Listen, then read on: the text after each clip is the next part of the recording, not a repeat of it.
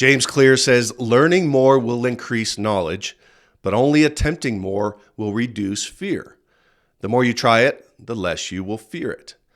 I'm aware that if you're listening to this podcast on a regular basis, the possibility of your knowledge could increase. Knowledge is potential, but knowledge without action equals nothing. I'm a regular podcast listener and read daily to grow in my knowledge of things I'm interested in and areas I want to grow in. But I recognize the knowledge I gain from listening and reading needs to be put into practice.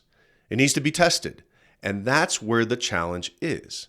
Because as James Clear is saying, acting on new knowledge is difficult because anything we are growing in or learning is new and difficult, and we are not very good at it. And this produces fear. Fear is a projection of what we anticipate will happen in the future. I heard someone say fear stands for false evidence appearing real. Fear of failure, fear of embarrassment, fear of loss, fear of rejection. Yet our fear isn't always based on solid evidence. Often it's a false perception of the situations and needs reframing. And that's why Clear says the best way to reduce the fear is to face your fear and do it anyway.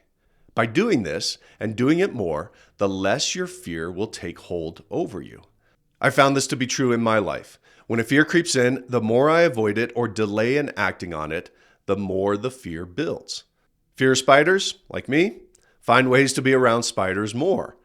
Fear of speaking in public. Well, put yourself in situations that allow you to speak to groups. You have a fear of failure? Do the thing anyway and get better at accepting that failure. Successful people don't succeed more, they fail more. And the more they fail, the more they increase their chances of succeeding. And that's why they appear successful, because they've gone through the failures to get to the success. You know your fears.